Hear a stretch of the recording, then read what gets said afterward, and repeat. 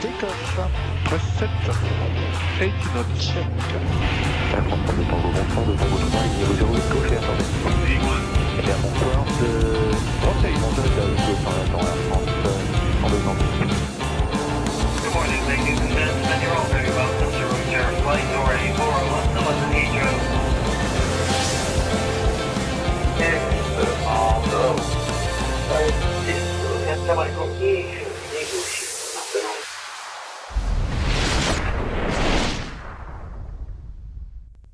Et bonsoir à toutes et à tous, soyez les bienvenus, j'espère que vous allez bien. Bienvenue dans la zone aéro de ce mercredi soir, ravi de vous retrouver. Et on va retrouver également Nico, il est là. Salut Nico, comment est-ce que ça va? Est-ce que tout le monde m'entend bien? Eh bah oui, on t'entend bien, visiblement. Bon. Les gens dans le chat vont dire s'ils nous entendent bien et s'ils t'entendent bien aussi. N'est-ce pas? Voilà, dites-nous si c'est 5 sur 5 et si tout va bien. Voilà. Ah, on entend 5 sur 5. Image figée? Image figée. Pourquoi image figée? Hello, Seb. Hello, Seb et Nico, 5 sur 5. Alors, il y a de l'image ou il n'y a pas d'image?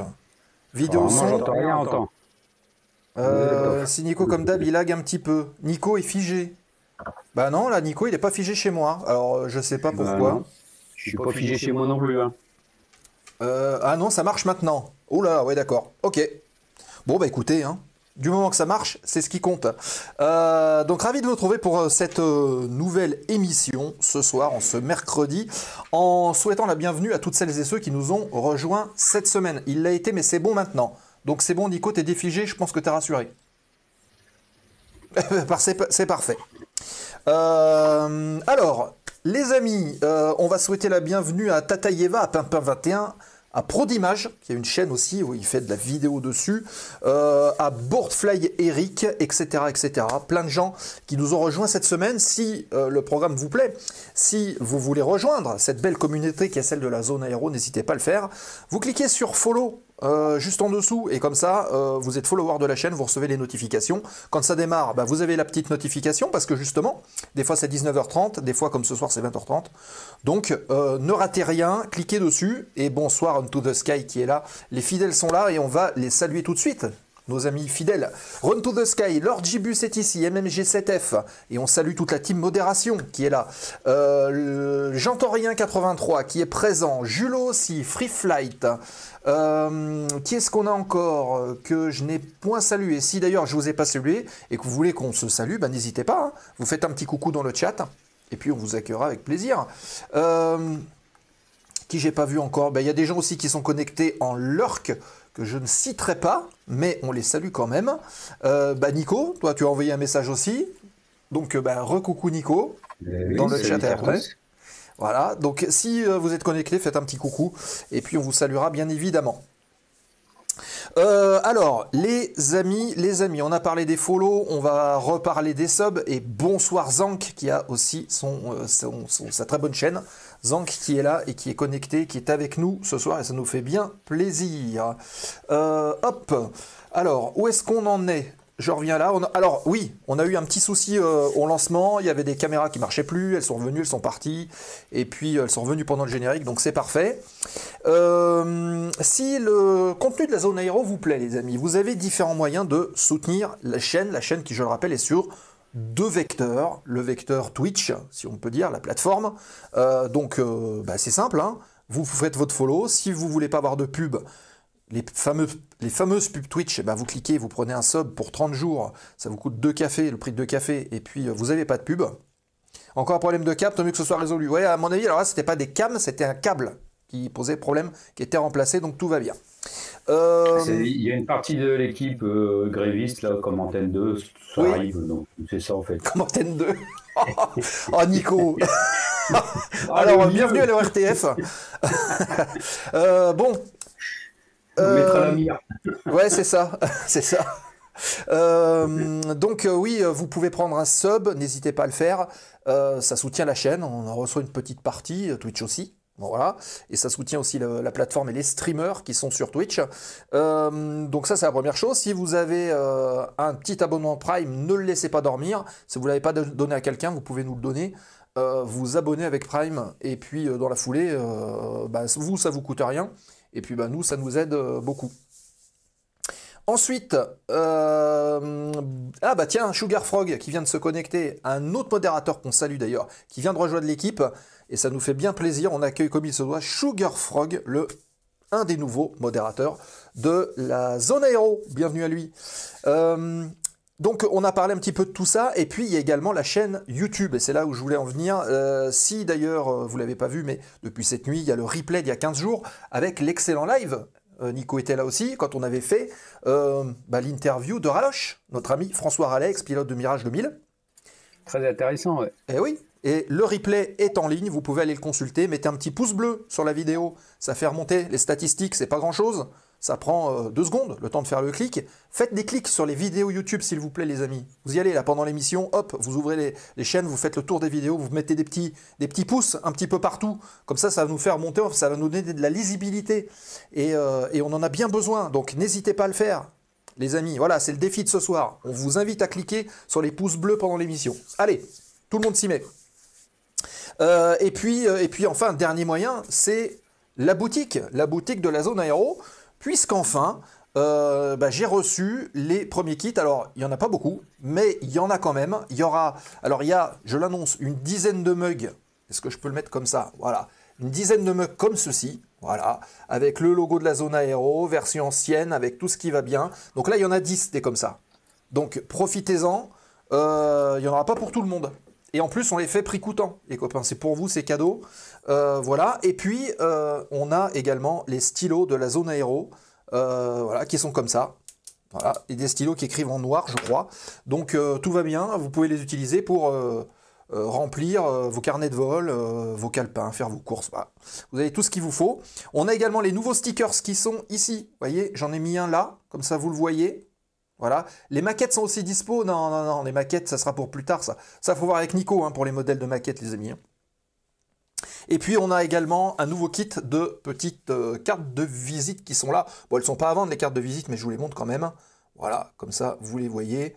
Et on va pouvoir communiquer, parce qu'on n'en avait plus des autres. Voilà. Donc, au moins, comme ça, c'est fait. En tout cas, normalement, la boutique marche. Si jamais ça marche pas... Non, mais les polos, on va pas prendre 50 000 trucs. Ah oui, mais les polos aussi. D'ailleurs, il y a un certain nombre de polos aussi qui sont en ligne. Jean fait bien de le remarquer. Alors, il n'y a pas ta taille. Mais par contre, il y a un certain nombre de polos aussi qui sont dispo. Donc, les polos, les mugs, les stylos et les stickers. Ça fait déjà pas mal. Et quand tout ça sera éclusé, on verra peut-être pour mettre des t-shirts ou des trucs comme ça. Mais chaque chose en son temps. On ne peut pas investir non plus... là-dessus à fond, quoi. C'est logique, il y a eu pas mal de matériel, donc pour l'instant, on se focalise plutôt là-dessus. Voilà, bien, écoutez, on a fait le tour de ce dont devait être abordé avant de démarrer l'émission. Je vous propose tout de suite, il y a une discrimination internet envers les gens un peu corpulents. Il n'y a pas de discrimination puisque c'était des polos tests. Donc on a pris les tailles les plus communes, mais il n'y a aucune discrimination là-dedans. Ne t'inquiète pas, mon cher Jean. Je pense qu'un de ces jours, tu auras ton polo en temps et en heure. Ouais. Voilà. Moi, ça me va bien, regarde. Tu vois, je suis le mannequin de la zone, moi. C'est un XL que tu as ou un double XL? Tu sais plus? Ça doit être un double XL, ça. Voilà. Bah tu vois, normalement, Jean, faut que tu essayes, mais ça se trouve, le double XL, il va t'aller. Voilà. Oui. Les polos, ça le temps pour les gros. Non, je crois qu'il doit y avoir 2 ou 3 double XL. Et quand même... on a fait quand même les choses bien. Il doit y avoir du L et du M, je crois. Donc, regardez dans la boutique, de toute façon, vous allez sélectionner les tailles et ça vous l'indique. Par contre, si ça marche pas, dites-le moi, parce que la boutique, c'est pareil, c'est un peu encore en phase test, donc n'hésitez pas. Vous me dites, oh, il y a un problème. Et puis, pour ce faire, vous pouvez le faire sur Discord, le Discord de la zone. Un des modérateurs va mettre le lien et vous m'envoyez un MP. Et puis, comme ça, je regarde et puis on trouvera une solution. Mais normalement, ça fonctionne. Le lien pour la boutique, il est là. Voilà. Discord, merci. Ouais, Zank, il a mis la commande Discord. De toute façon, le lien Discord, vous avez aussi sur le site lazoneaero.fr. Voilà. Bon, bref, assez parlé. On va attaquer sans plus attendre. On dépose le plan de vol de l'émission de ce soir.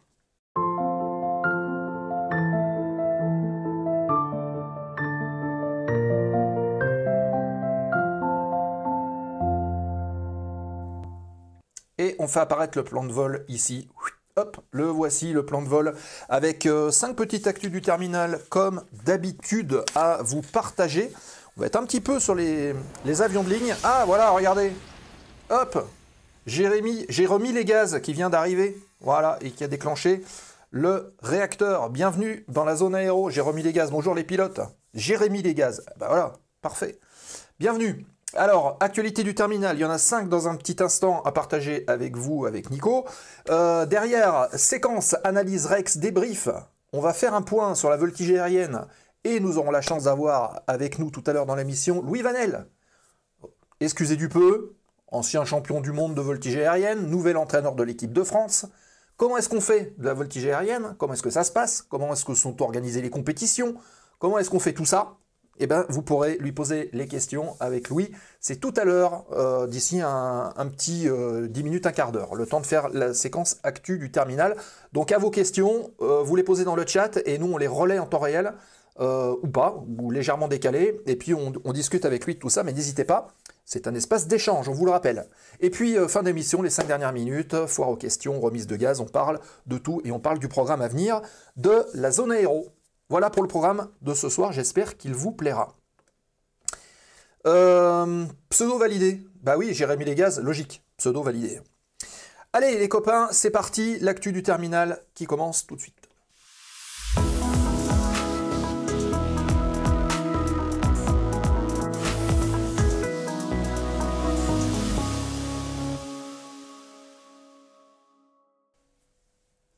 Et nous sommes partis sur l'actu du terminal. Ah oui, mais non, ça doit pas être là normalement.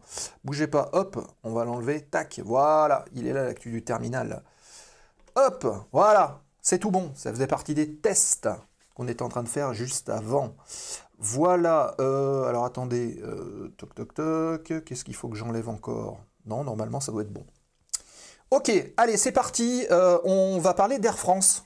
Les amis, la compagnie nationale qui a lancé une nouvelle campagne publicitaire. Alors là, c'est une image, mais vous avez une vidéo qui a été lancée sur les réseaux sociaux et aussi sur YouTube. Vous pourrez la voir.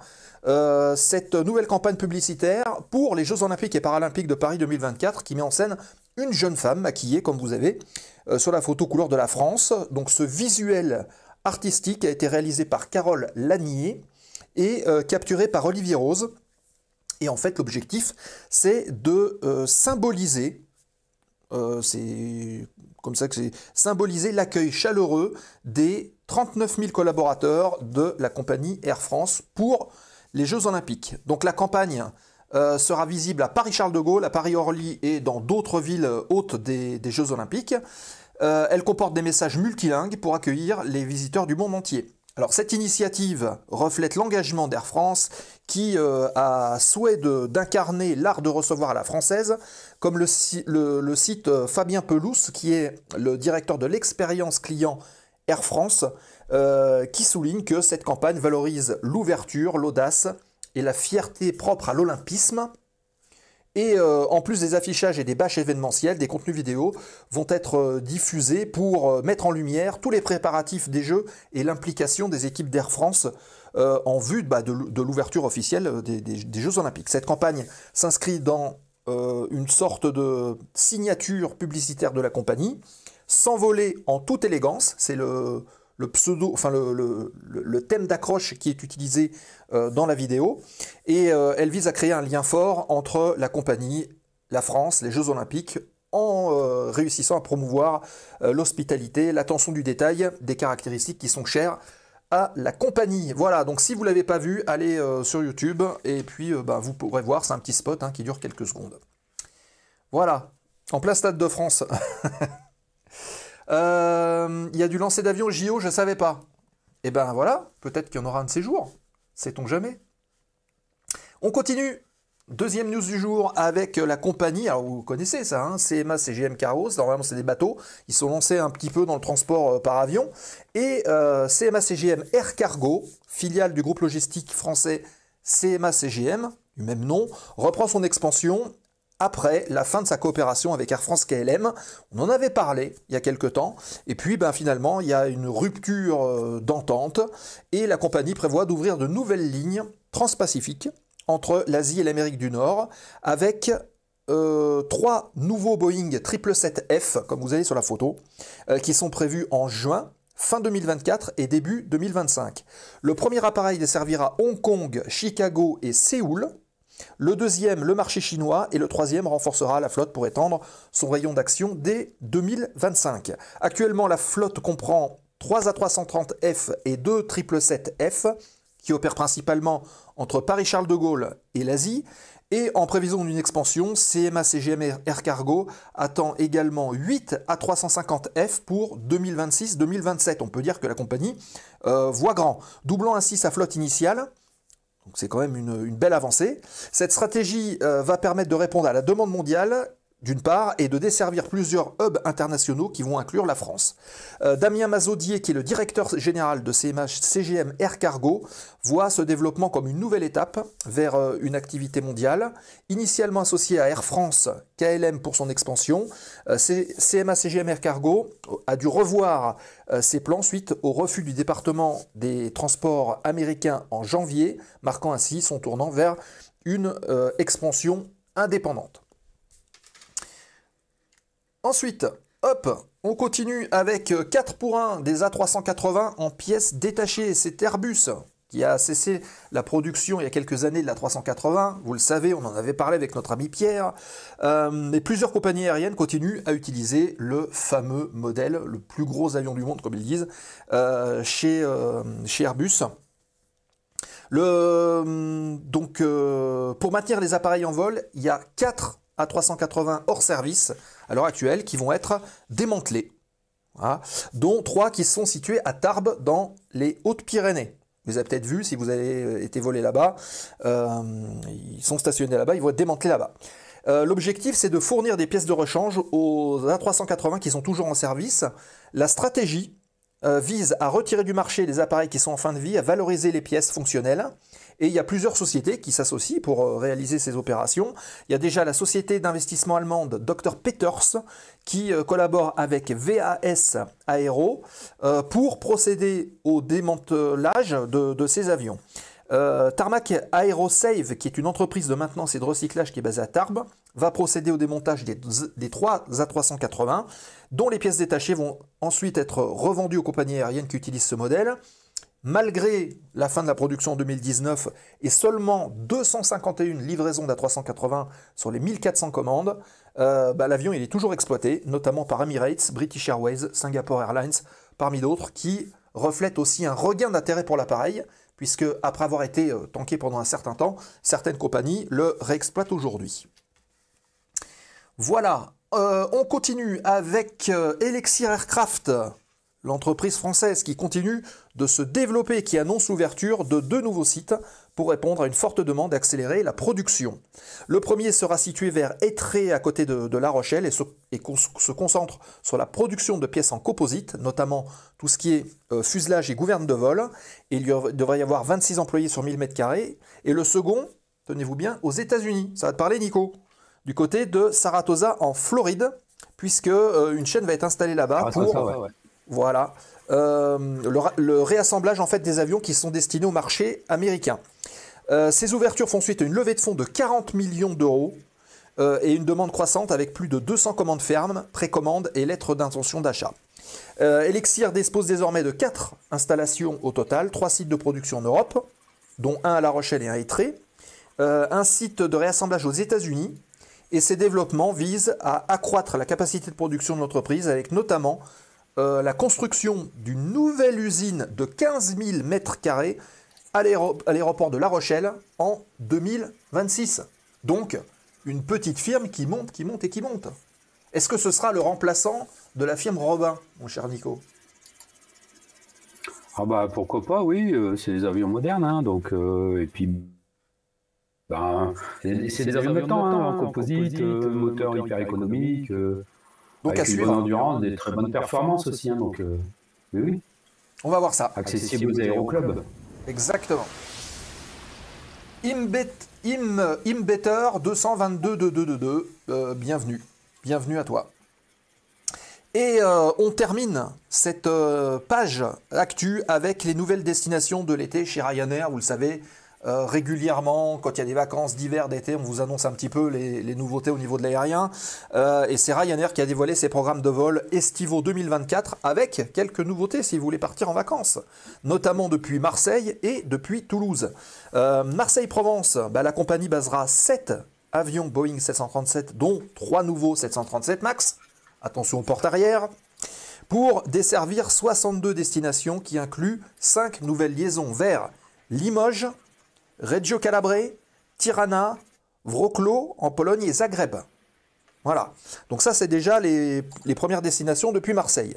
Leur objectif est de transporter 2,9 millions de passagers et on espère une hausse de 2% par rapport à l'année dernière. À Toulouse-Blagnac, Ryanair offrira 35 liaisons estivales avec une nouvelle destination vers Bari en Italie.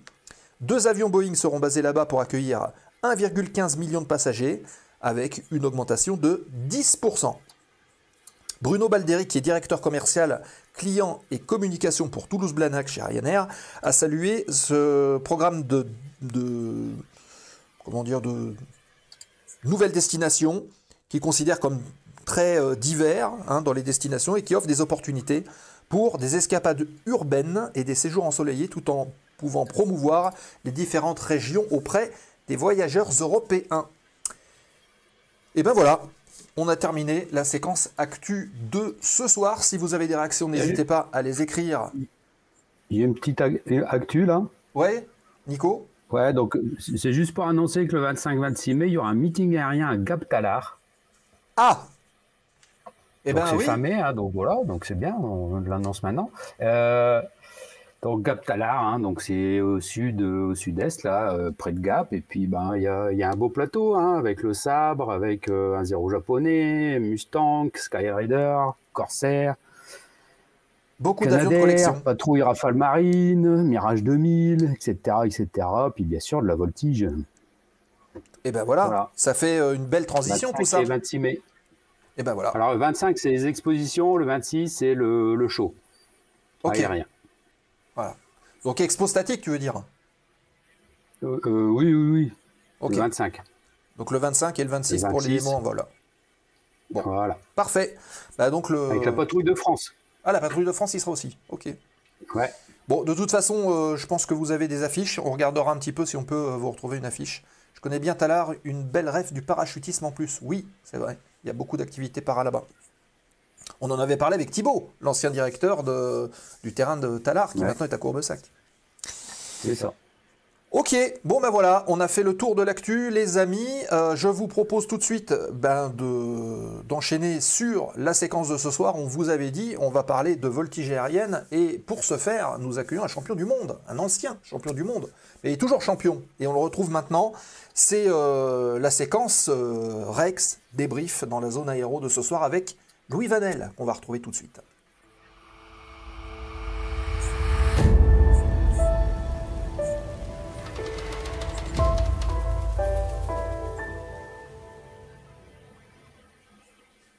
Et il est avec nous. Bonsoir Louis, est-ce que tu nous entends bien ? Alors je vous entends très bien, et puis bonsoir à tous. Eh bien la technique fonctionne. Bravo, super. Salut Samu200 qui vient d'arriver. Et le chat va te saluer, mon cher Louis. Mais avant toute chose, on ne va pas déroger à la tradition. Je te propose une petite séquence de présentation d'1 minute. Donc on va lancer le petit chrono qui va apparaître là, par-dessus nous. Et puis l'objectif, c'est pendant 1 minute de nous parler un petit peu de toi, de ta carrière, pour revenir justement sur la voltige. Et puis initier les premières questions du chat qui, j'en suis sûr, sont nombreuses ce soir. Ça te va ? Ça me va. Ok, et écoute, faire ça bien. On lance le timer et c'est parti. Allez, c'est parti. Louis Vanel, j'ai 34 ans, j'ai commencé à voler, j'avais 18 ans, attiré dès le début par la voltige, parce que qui dit voltige dit pilotage pur, technique, c'était vraiment ce qui m'a attiré. Principalement, je pense, parce que avant ça, je faisais beaucoup de simulateurs de combat aérien. Et que le combat aérien, c'est aussi beaucoup de pilotage, de gestion de trajectoire. Donc je pense que j'ai été naturellement attiré par la voltige. Puis il faut dire qu'un meeting, c'est quelque chose d'assez magique à regarder. Donc voilà, et j'ai fait, on va dire, un pari quand j'ai volé, passé mon PPL, qualification voltige, etc. J'ai fait un petit pari, on va dire, de privilégier un petit peu plus la voltige que le côté professionnel. J'ai quand même fait une formation de pilote pro à côté, mais du coup, je me suis beaucoup investi dans la voltige, donc je pense que c'est pour ça que j'ai réussi à progresser et me retrouver en équipe de France et puis à gagner quelques titres. Voilà. Bah, c'est déjà bien. Parfait. Bah écoute, merci pour cette présentation, tu vois. 50 secondes, c'est parfait. Nickel. Parfait. Nico, est-ce que tu veux attaquer la première question? Comme d'habitude, j'ai envie de dire. Ouais, bah toujours un peu ce que je pose, un peu comment t'es venu dans l'aviation depuis tout petit. Est-ce que c'est depuis tout petit? Est-ce que c'est après un baptême de l'air quand t'étais ado? Est-ce que c'était, raconte-nous un peu tes tout débuts. Si c'est une revue, par exemple, qui t'a fait briller les yeux, je sais pas. On peut dire, je pense, comme beaucoup, c'est plusieurs choses, un cumul de plusieurs choses, mais je pense que mon premier souvenir, c'est probablement, j'avais moins de 10 ans, je m'étais rendu à un meeting, un petit meeting pas loin de chez moi, et voilà, voir des avions voler à cet âge-là, c'est déjà quelque chose, bon, c'est assez extraordinaire, quoi, c'est quand même des machines qui font rêver, toujours, hein, à 34 ans, évidemment, et je me rappelle vraiment d'avoir pu voir un vol de voltige, et voilà, comme je dis souvent, déjà voir un avion voler, c'est déjà waouh, mais voir de la voltige, c'est quand même un step au-dessus. Donc je pense que déjà, quand j'ai vu ça, ça a commencé un petit peu à me titiller, à se mettre en place dans mon cerveau. Après, j'ai grandi, donc ça a été des bouquins, beaucoup de bouquins, enfin des bouquins, par exemple des encyclopédies avec qui répertorient beaucoup d'avions. J'adorais ça. Je devait y avoir une période où je connaissais, je sais pas, des centaines d'avions par cœur et des films, et puis après, Alors, quel genre de film, tiens, vas-y, précise les films un peu qui t'a. Bah alors bon, le film un peu typique américain qu'on pourrait presque qualifier de navet, mais bon, peu importe, à cet âge-là, ça me préoccupe pas. C'était Pearl Harbor.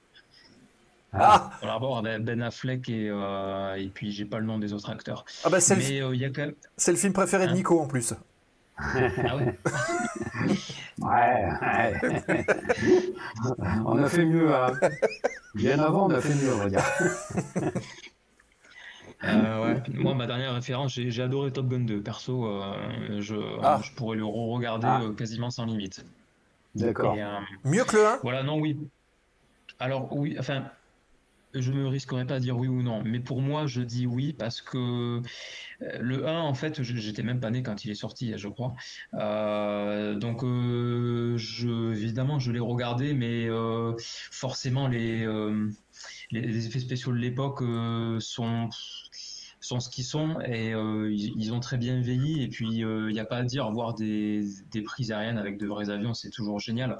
Mais je sais pas, ça, je pense que c'est pas de ma génération, donc j'ai un peu moins accroché. J'ai simplement plus accroché le 2, à la fois pour un petit peu le scénario, l'histoire, comment c'est amené, puis voilà. Ok. Ouais, c'est vrai. Bon, parfait. Et alors, comment est-ce que tu t'es frotté un petit peu à la voltige au début? Ton premier vol, tu t'en souviens? Oui, je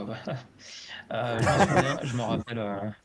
Ouais, je me rappelle, bien sûr. Et comment j'ai commencé, en fait, quand j'ai mes premières leçons, j'avais la chance de pouvoir les faire avec un instructeur qui était aussi instructeur voltige. Donc en fait, assez rapidement, comme avant même de piloter en vrai, la voltige, ça m'attirait. Donc sachant ça, je lui ai demandé assez rapidement s'il était possible, enfin en tout cas comment c'était possible de faire de la voltige. Et puis il m'a dit, bah écoute, à l'occasion, je t'amène, hein, donc vers 10 heures de vol à peu près, il m'a fait une leçon de voltige. Donc, ça a commencé comme ça. Après, j'ai pas commencé direct, hein. C'était un baptême. Après, j'en ai fait un deuxième quelques mois après parce que voilà, je pouvais pas attendre pour en refaire. Après, j'ai passé mon brevet de base 2 ans après, et après ça, j'ai commencé sérieusement à passer la qualification en fait, donc à voler régulièrement. Donc en fait, tu nous dis que tu as démarré la voltige avant même d'être breveté. Oui. Ouais. Oui, en plus c'est quelque chose qu'à l'époque on pouvait faire assez facilement parce que depuis quelques années, il y a une nouvelle réglementation qui impose en fait pour pouvoir avoir la qualification voltige, il faut faire 30 heures de vol. en commandant de bord après avoir obtenu sa qualification, chose qui n'existait pas quand moi j'ai commencé. Ah ouais. Donc ça m'a aidé. D'accord. Ok. Parfait. C'est un peu comme faire de la Formule 1 avant d'avoir le permis, quoi. Voilà, hein, du karting, tout ça. Sébastien Vettel des airs. Ça nous a parlé à MMG7F qui est fan. Il y a une petite remarque de Zank qui dit il est presque, en parlant de toi, hein, il est presque aussi bon sur DCS qu'en voltige le bougre, je le tiens à le souligner. Voilà. Donc ouais, si ça se trouve. Parce que c'est je sais pas comment on pourrait compter les heures de simu que j'ai fait. J'étais vraiment un accro et je le suis toujours un petit peu d'ailleurs. Hein. Et donc voilà, hein, c'est quand on fait beaucoup d'heures de vol, forcément ça aide pour le niveau. Et puis cette expérience-là m'a vraiment aidé à la voltige parce qu'en fait, je faisais ça, c'était pas avec du jeu un peu arcade comme Ace Combat. C'était vraiment des simus qui reproduisaient déjà à l'époque assez bien les comportements des vrais avions. Avec, pour ceux qui connaissent, tout ce qui est décrochage dynamique, départ en vrille. Voilà, donc en fait, le fait que quand on met un avion sur la tranche, ça descend. Il faut mettre un peu de pied pour le tenir. Tout ça, c'était modélisé. Donc, en fait, quand l'instructeur m'expliquait, tu vois, pour faire un tonneau, il faut faire ça. Donc, j'écoutais, mais dans ma tête, je me disais, putain, c'est génial, je le sais déjà, en fait. Donc, après, il y avait le physique, évidemment, et le physiologique à gérer. Au début, je cache pas que les premiers vols, je rentrais, j'étais pas très bien. Mais voilà. Malade ? Un petit peu. Ou fatigué ? Les deux ? Un peu des deux, un peu nauséeux. D'ailleurs, il y a faisant beaucoup de baptêmes, mais aussi de vols de mise en garde et du PRT, je commence à avoir une belle expérience sur ça et je peux dire qu'il y a des tas de façons, entre guillemets, de tomber malade. Ça peut être le ventre, ça peut être la fatigue, il y a de tout. Ouais. Ok. Bon, moi je confirme, parce que ça m'est arrivé il y a pas très longtemps, peut-être avec Thierry Amar, que tu connais. Oui, on a volé. dans Cap 10. Voilà. Et il y avait une odeur d'essence qui est assez forte. En plus, moi, je crains un peu cette odeur d'essence. Et en plus, on a fait ça donc l'après-midi, mais ça allait à peu près. On a fait beaucoup d'exercices, les yeux fermés. En fait, il m'a fait des sorties de position, les yeux fermés. On en a fait au moins 4 ou 5 de suite. J'avoue qu'à partir du 5e, quand on est 15-20 secondes, les yeux fermés, et que ça tape dans tous les sens, et qu'on referme les yeux, et au bout d'un moment... commence d'être un petit peu tendu. Ouais. Mais ça va. Là, rien qu'en parler, je suis pas bien là. Hein. J'ai ramené le sac, je l'ai ramené plié. Donc ça va. Tant mieux. Alors, il y a quelques questions pour toi, Louis. Il y a Jean-Torien83 déjà qui pose cette question. Quel est ton parcours ? Quelles sont tes études ? Est-ce que pendant tes études, tu avais déjà en tête ce projet, peut-être de devenir pilote, les brevets, etc. Comment est-ce que tu as architecturé tout ça ? Eh bien, ça fait qu'il faut que je me rappelle de tout ça. Ça commence à remonter à loin, mais ça va. En fait, j'ai fait à l'école, j'ai fait des études qui n'avaient pas grand rapport avec l'aéronautique pour le coup, parce que jusqu'au bac, en fait, je crois que quand j'ai eu le bac, quand je le passais, je commençais à peine à voler. Donc bac SCIGM, génie mécanique. Quelque chose qui n'existe probablement plus. Et après un BTS de conception de produits industriels. Donc voilà, très intéressant dans le sens où ça apporte des notions intéressantes, mais pour le coup, aucun rapport avec ce que je fais là évidemment. Et puis voilà. Donc ça, quand j'ai fini mon BTS, je crois que du coup j'étais sur le point de terminer mon brevet de base et que dans la foulée j'attaquais la voltige. Ok. Voilà. Après ça, j'ai travaillé pendant 4 ans dans un McDo. Alors c'est long, je me voyais faire que 6 mois au départ. Mais en fait, je me suis rendu compte que ça me permettait de payer des heures de vol de voltige et qu'après, je pouvais faire l'ATPL par correspondance. Donc en fait, je me suis démerdé comme ça. Et puis voilà, une fois que j'ai eu mon ATPL par correspondance, j'ai attaqué la formation de pilote professionnel, plus instructeur. Ouais. 2014-2015 et voilà, mais en même temps j'ai vachement avancé dans la voltige parce que pour dire, quand je faisais mon école de pilote professionnel, c'était l'année où j'avais gagné le championnat du monde Advance. Ah oui. Voilà, donc en international il y a Advance et Elite, donc en 2014 j'étais en Advance j'ai pu gagner le championnat du monde et en 2015, je suis passé en élite. Ok. Ah oui, donc tout a été assez condensé. Hein. Ouais. Ouais. En termes de voltige, en tout cas, oui. Et aujourd'hui, on peut dire que tu vis de la voltige. Oui, c'est ça. En fait, je suis indépendant, donc je fais des activités en plus de mes vols d'entraînement de voltige pour la compétition. Je suis aussi, on va dire, coach voltige. Donc depuis quelques années, donc à titre privé, c'est-à-dire que je vais entraîner des pilotes ou des clubs qui le demandent. Et voilà, j'imagine qu'on va en parler, mais depuis cette année, je coach de l'équipe Advance, l'équipe de France Advance, du coup. Donc le plus haut niveau, hein. Non, c'est le Non, niveau c'est le niveau en dessous. Alors, il y a Advance et après il y a Elite alors, en international, parce qu'en France il y a 6 niveaux, c'est un peu plus compliqué. alors qui est ton homologue élite? C'est Patrick Paris. C'est Patrick Paris. Bah, lui, il y est depuis des années aussi. Oui, ben en fait il a gagné, je veux pas dire de bêtises, mais non, c'est 98, il a gagné le championnat du monde, Elite. Et puis après, il a fait du coaching en fait, depuis ce moment-là, et voilà, toujours. Ok. La preuve. Ok, donc toi. Est-ce que t'as. Vas-y, Nico. Ouais, non, parce que tu vois, on a reçu Raloche, hein, qui avait participé aussi à des championnats, avec René K, tout ça. Est-ce que tu as eu des conseils d'eux? Tu les avais déjà rencontrés Oui, parce que il a volé jusqu'à. Moi, je suis arrivé en équipe élite en 2015 et il a volé en équipe jusqu'en 2017. On était au championnat du monde en Afrique du Sud. Et oui, alors déjà, bon, ceux qui connaissent Raloche, c'est quand même quelqu'un d'extraordinaire hein, sur des tas de points. Mais après, lui, comme beaucoup d'autres, en fait, on est, l'équipe de France en voltige de manière générale, le partage, c'est quelque chose qui se fait naturellement en fait. Et donc voilà, sur ça, ça a été bien, surtout pour les petits nouveaux comme moi à l'époque, ouais. Ouais.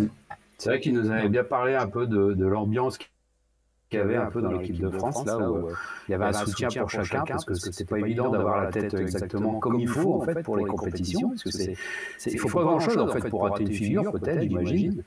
Et faut vraiment avoir la tête bien claire et bien nette, vide de tout souci, le moindre. Et ça aide bien en fait les copains, je crois, au sein de l'équipe. C'est sûr que, ouais, voilà, c'est tout l'aspect, la gestion du mental, c'est quand même quelque chose d'hyper important en compétition. Chacun le gère à sa manière. Et si on est intégré dans un groupe qui fait plus bande de potes que bande de sportifs, qui fait chacun sa performance dans son coin, c'est sûr que ça fait la différence. Un groupe dans lequel on se sent bien, forcément, ça aide. Il nous avait parlé qu'il avait fait, je sais plus si c'était du yoga, une sorte de truc comme ça, mais d'aller voir des gens qui aident. Est-ce que tu as vu aussi des gens qui aident à contrôler en fait tes pensées? Non, alors moi c'est quelque chose qui se fait de plus en plus dans la voltige. Moi j'en ai en fait j'en ai quasiment jamais fait parce que j'ai voulu m'y mettre trop tard en fait et puis voilà, donc après je me suis dit bon, j'ai appris en fait moi à gérer le mental petit à petit, alors au prix de, on peut dire, de quelques années de perdu, parce que niveau mental j'ai pas été vraiment performant, je pense, avant 2019 on va dire, quand j'ai gagné. Donc voilà. Et qu'est-ce qui t'a fait franchir ce gap justement? C'est du travail personnel? Oui, c'est ça. Ben en fait, année après année, c'est comment dire, c'est un peu une sorte de dialogue avec soi-même. T'es dans l'avion pour partir en compétition, t'es stressé. Moi, au tout début, les premières années, c'était stressé au point de se dire, mais qu'est-ce que je fous là, quoi? J'ai envie, c'est sortir de l'avion et de pas aller voler, presque.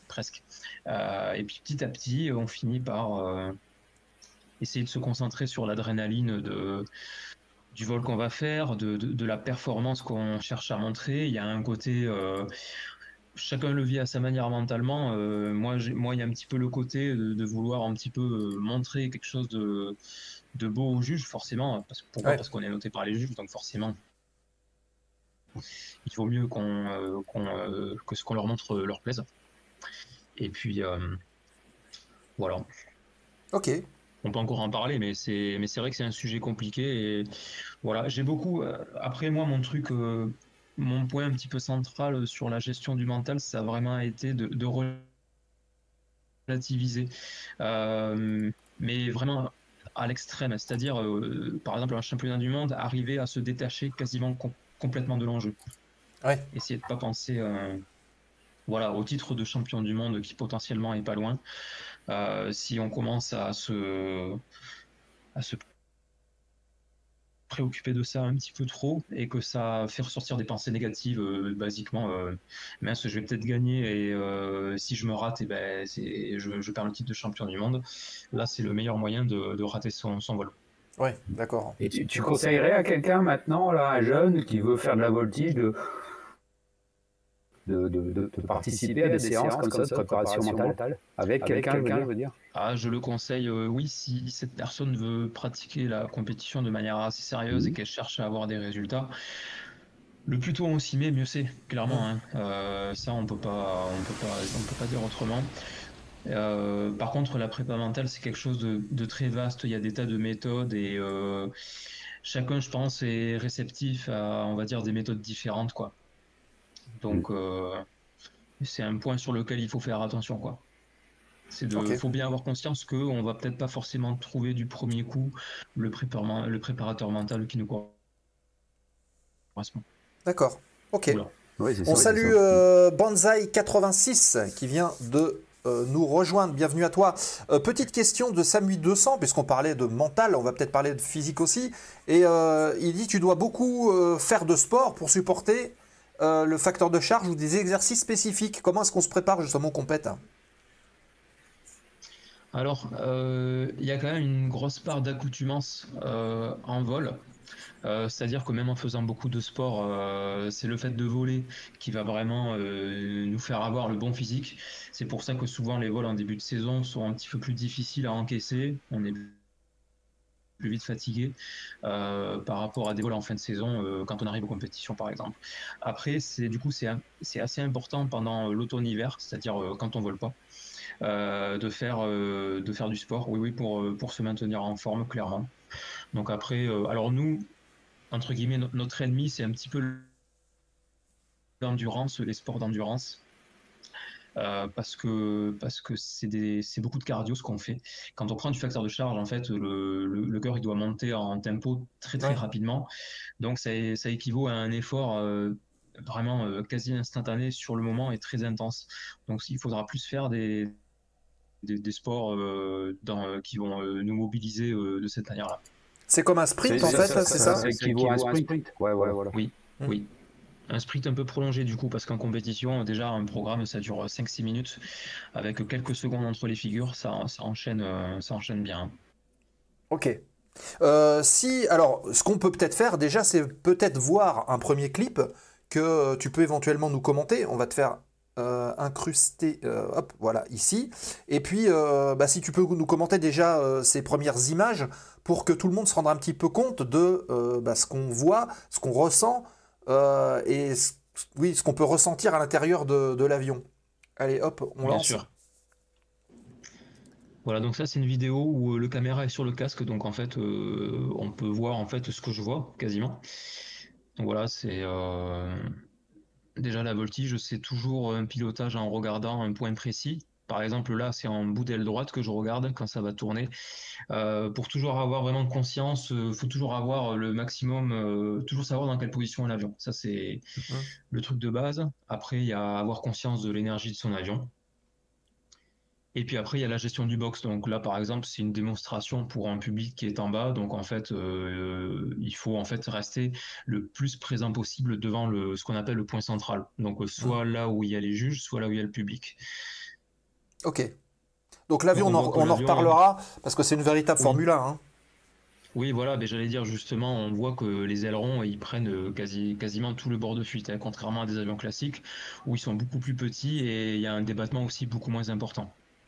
Alors, le taux de roulis de cet avion-là, donc pour resituer, le taux de roulis, c'est le nombre de tours quelque part que l'avion fait autour de l'axe longitudinal de l'avion. C'est combien sur celui-là?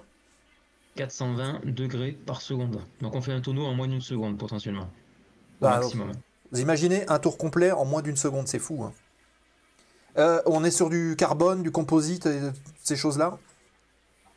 Carbone et composite, avec fuselage en acier tubulaire. On voit les barreaux blancs là sous les poignées rouges de la verrière là par exemple. Donc ça c'est ce qui fait vraiment la solidité de l'avion. Donc en plus du longeron en carbone de l'aile évidemment. Avion très solide, plus 10, moins 10, mais qui est évidemment capable d'encaisser plus avant de casser réellement. Et vraiment très solide. L'extra est très répandu et vole depuis cette version-là, et vole depuis 2008. Il y en a encore, à ma connaissance, mais j'en suis quasi sûr, hein, aucun qui a cassé un vol. Donc, D'accord. c'est vraiment quelque chose de solide. Ouais, ils nous ont sorti un bon avion. Ok. Donc évidemment, on voit qu'il est alimenté sur le dos, puisque tu es pendant de longues Bien phases sur le dos.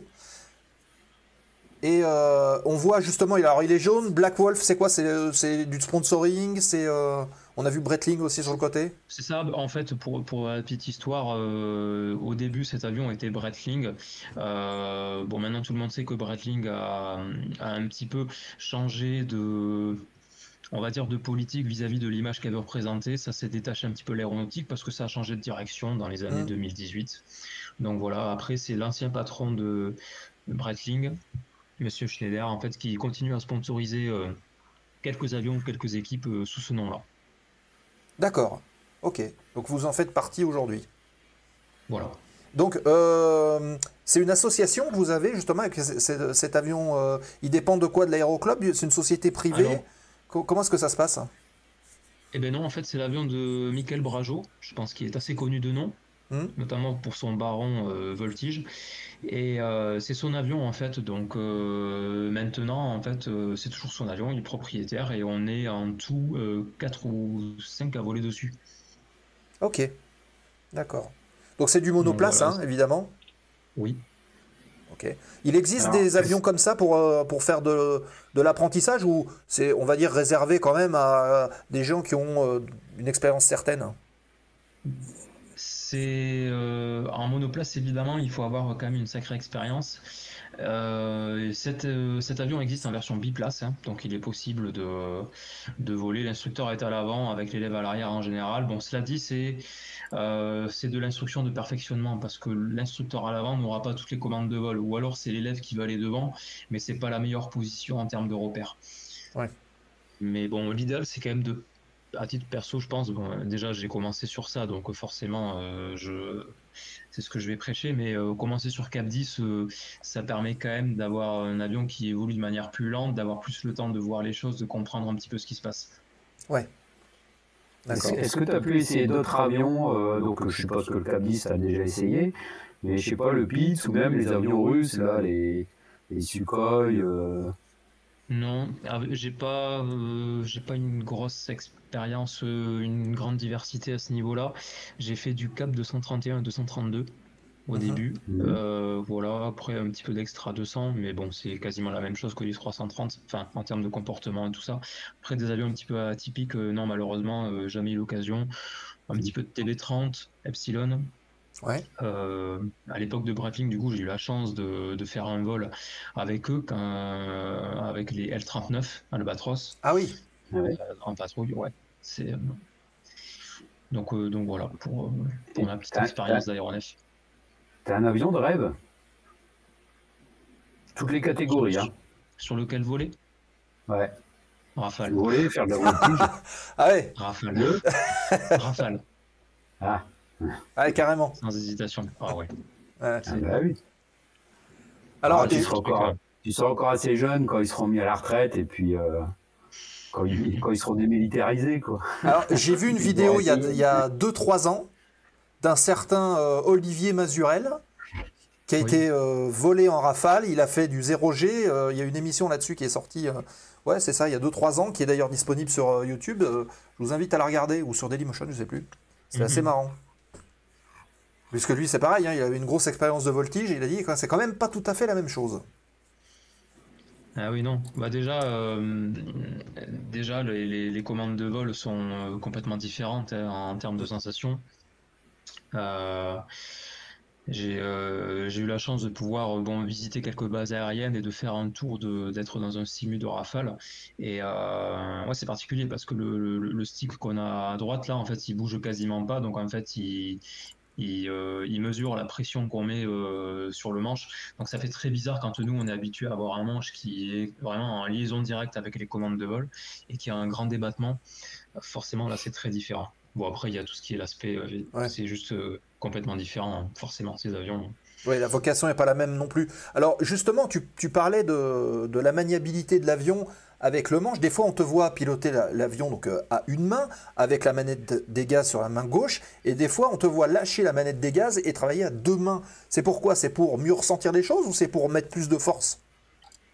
Pour mettre plus de force et aussi pour s'économiser le bras. En fait, ça a commencé, quand j'ai piloté à deux mains, ça a commencé en Cap 10, mes premiers tonneaux à droite. Ceux qui connaissent peut-être un peu la voltige vont voir de quoi je parle. En fait, c'est plus dur physiquement pour le bras d'amener le manche à droite et de faire un tonneau à droite.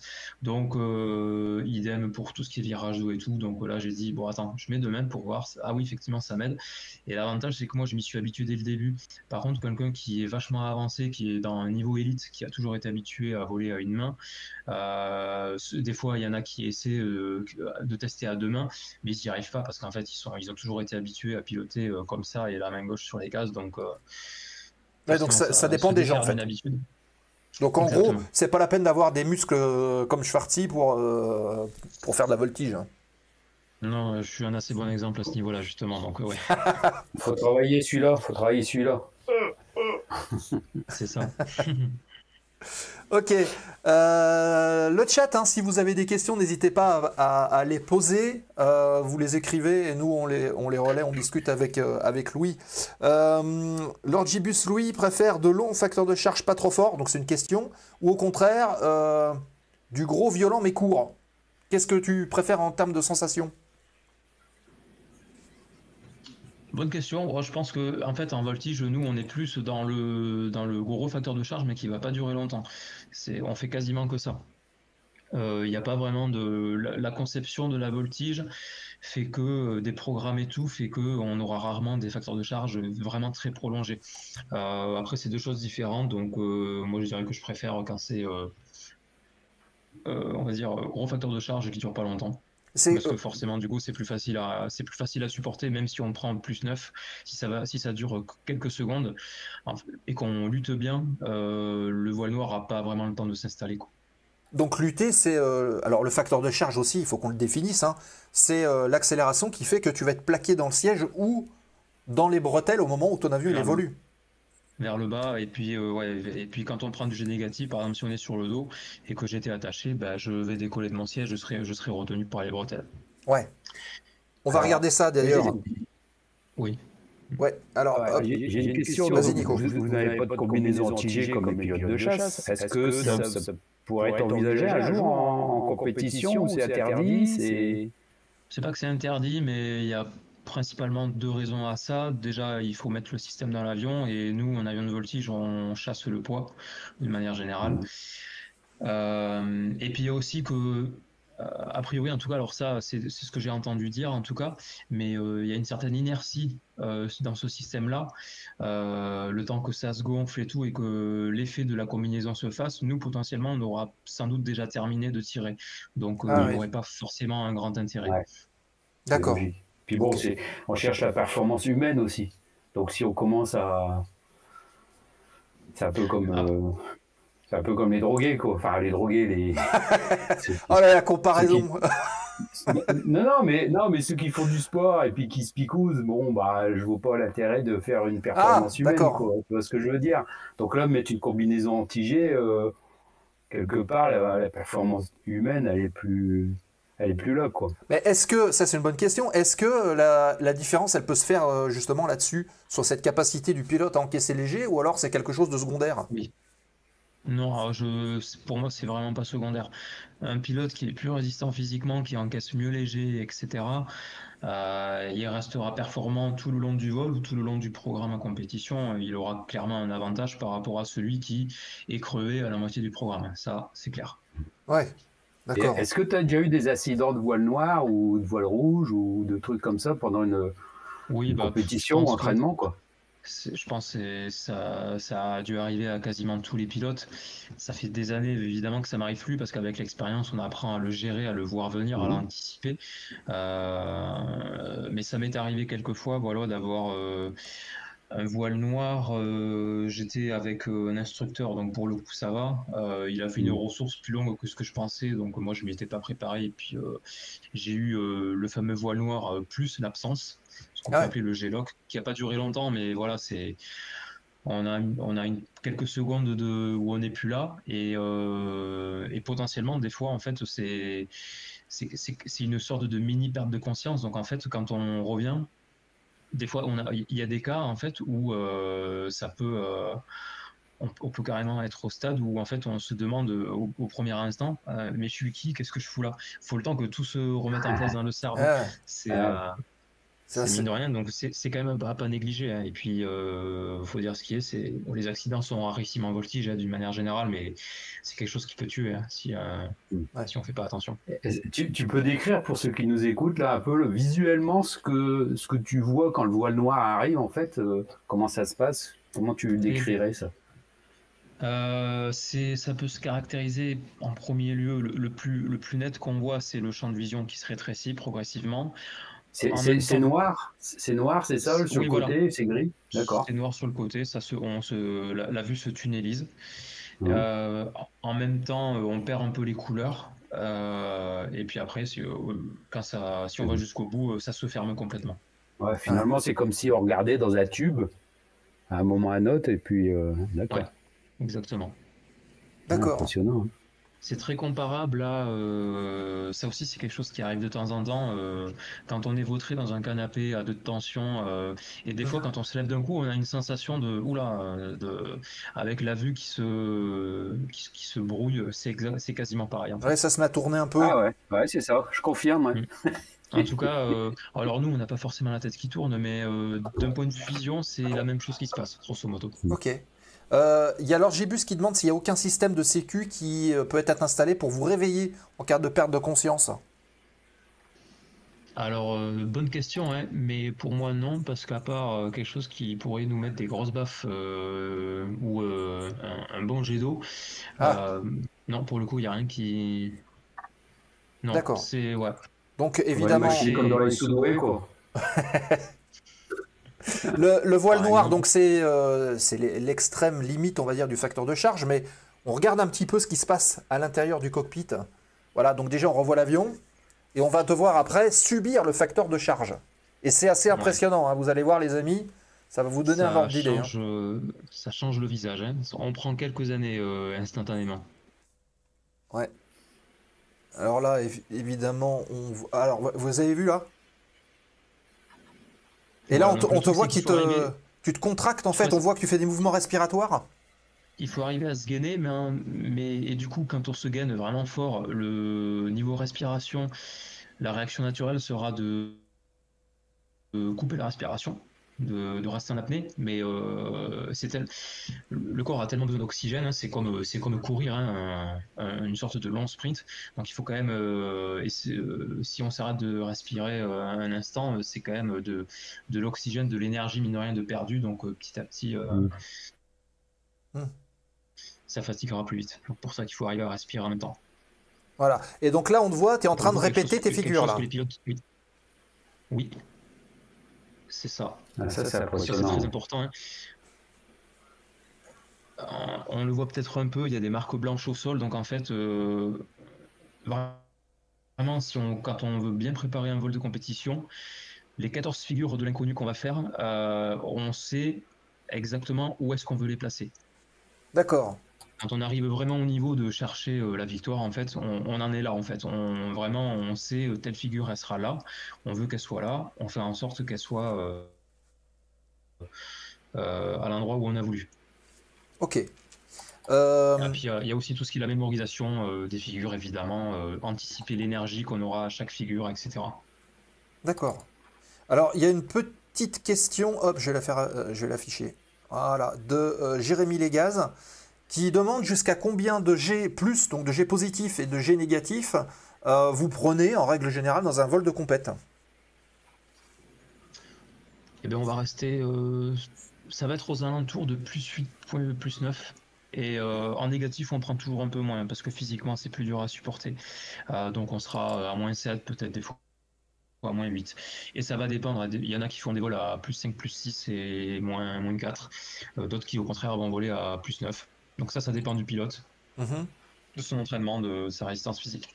Et le facteur de charge en lui-même n'influe pas, on va dire, sur la qualité du programme. C'est pas celui qui en prend le plus qui est le meilleur. Non, il peut, dans certaines figures, il peut influer sur, comment dire, quand il y a beaucoup de vent, si on veut rester dans le box, par exemple, si on a le vent arrière et qu'on veut faire une ressource avant de sortir du box, forcément, celui qui va tirer plus fort, il va réussir à faire un box un petit peu plus resserré que les autres. Il y a des figures qu'on a besoin de serré pour un besoin d'énergie, parce que c'est des avions, en fait, on peut, quand on a de la vitesse, on peut vraiment aller chercher +8, +9 en termes de vitesse, parce que ceux qui connaissent un peu la mécavol, si on tire très fort, l'avion prend de l'incidence. Qui dit incidence dit perte d'énergie, mais ça, c'est des avions qui, pour le coup, à ce niveau-là, sont assez performants et on peut vraiment tirer fort sans perdre trop de vitesse. Ok. Voilà. Et ils sont certifiés jusqu'à combien en max et en mini? Alors l'extra 330, comme la majorité, c'est +10, -10 dans ces eaux-là. Ah, et donc vous n'êtes pas loin des limites. Pour la majorité des avions. Et ouais, on est pas loin des limites. Après, quand on est à force d'entraînement, en fait, on le sent bien. Il y a souvent dans l'avion une alarme au moins visuelle et des fois visuelle plus sonore. Quand à partir d'un certain seuil, par exemple +8, ça c'est le pilote qui se le règle. Donc ça c'est un petit avertisseur qui permet de se dire, hop, je suis allé un petit peu fort, je vais me calmer. Et comme nous dit Freeflight, dans les Red Bull, ça monte aussi jusqu'à +10 G. Mais Red Bull, quelque part, on n'est pas loin aussi de la voltige. Ça s'apparente à la voltige, voilà, avec des manœuvres parfois très serrées, les demi-tours verticaux qu'ils font pour revenir dans le circuit. Ils pouvaient même monter jusqu'à +12. Hein. Je crois qu'ils avaient droit à un facteur de charge entre +10 et +12 pendant un certain temps. Et au-delà de 12, après, c'était la disqualification. Donc évidemment, c'est des avions qui sont prévus pour tenir 12. Et 12, eh ben, c'est beaucoup pour le pilote, ça c'est sûr. Heureusement, ça dure pas longtemps, parce que sinon, le pilote ne tiendrait pas indéfiniment, évidemment. Ouais. Ok. Alors, si on revient un petit peu sur le déroulé d'une épreuve de voltige, alors avant de parler d'accessibilité à la compétition, comment est-ce qu'on fait pour s'engager sur une compète, comment est-ce que ça se déroule un championnat? Vous êtes convoqué, vous arrivez, et après, qu'est-ce qui se passe? On arrive, un briefing général dans lequel on va tirer au sort chaque pilote un numéro qui définira l'ordre de passage du premier vol. Il faut savoir que c'est un jugement humain, donc quand on passe dans les premiers, la compétition n'est pas forcément perdue, mais il peut y avoir un petit désavantage parce que les juges ne sont pas hyper bien calibrés et du coup ils vont avoir tendance, c'est une tendance, hein, mais à moins bien noter que ceux qui vont voler plus tard, le temps que ça se calibre, etc.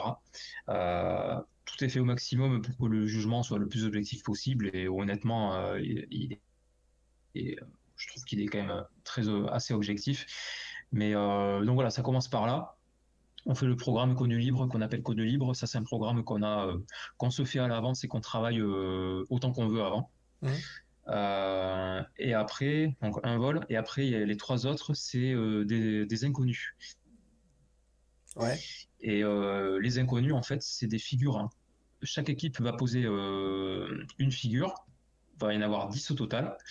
Le but étant de mettre des figures compliquées pour que nous on sait faire et que pour espérer en fait avoir les autres là-dessus, que les autres voleront moins bien.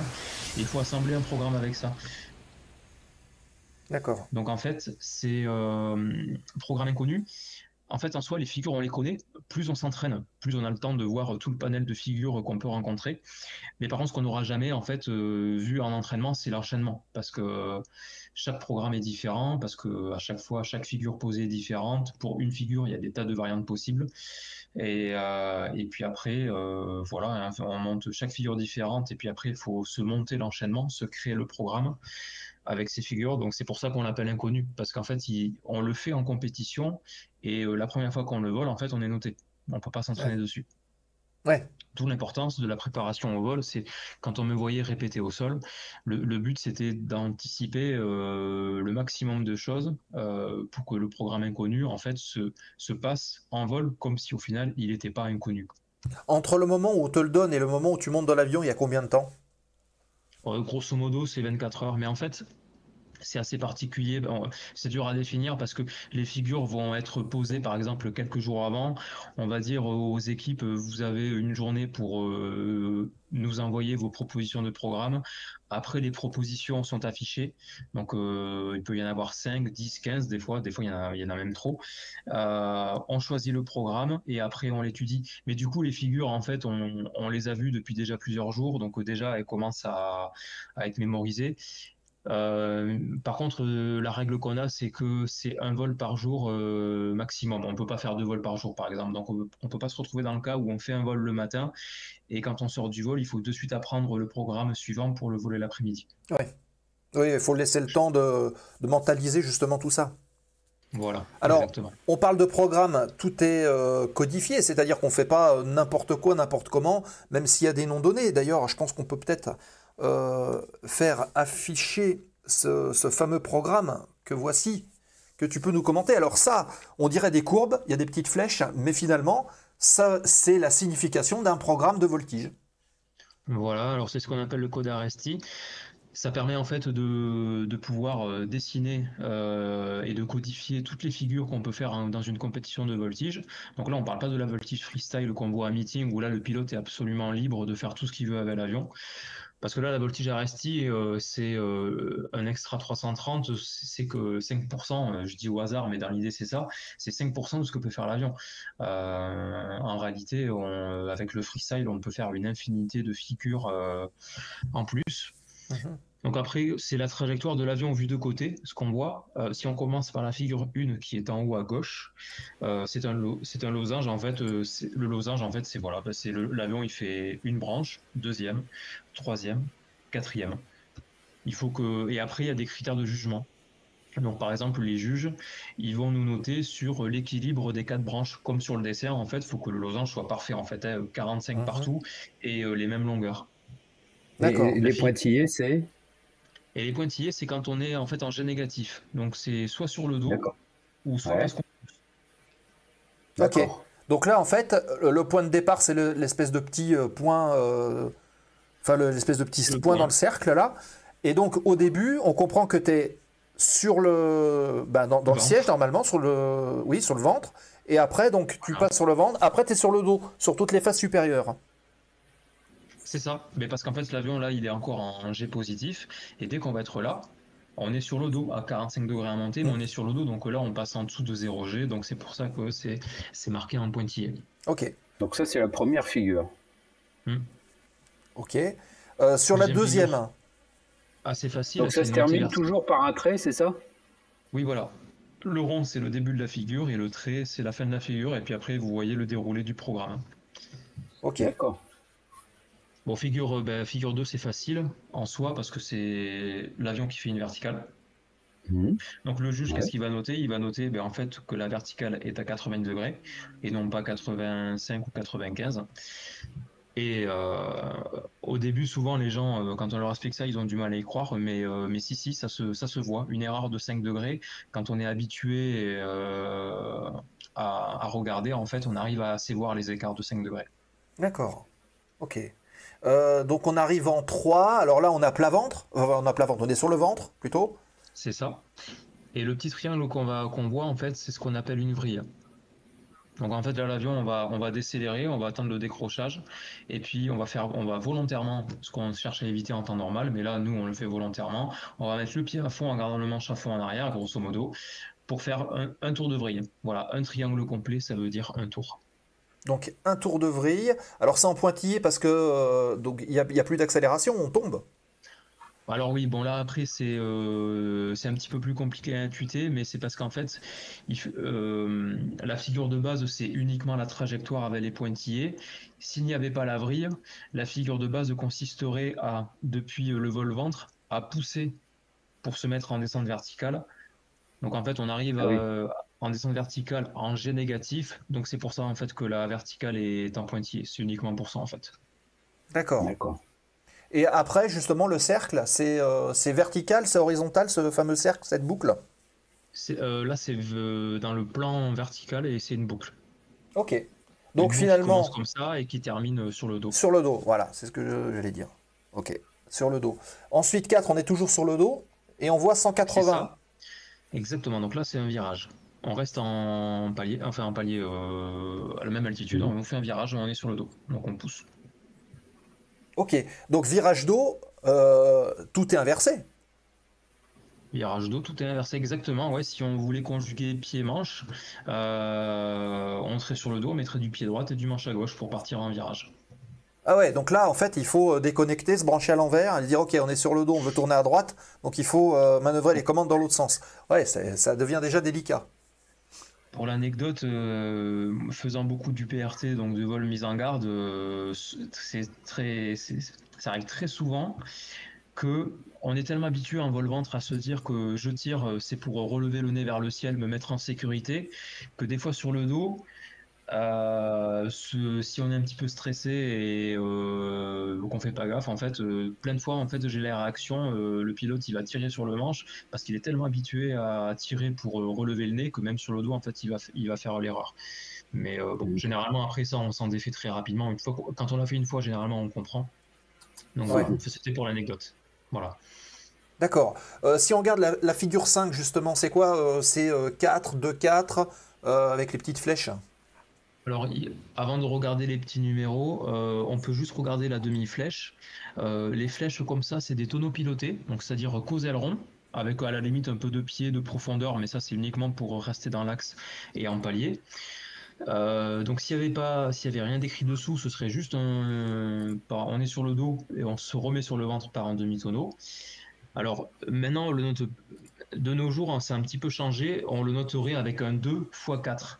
En fait, là, ça veut dire qu'on fait le demi-tonneau en 2 facettes.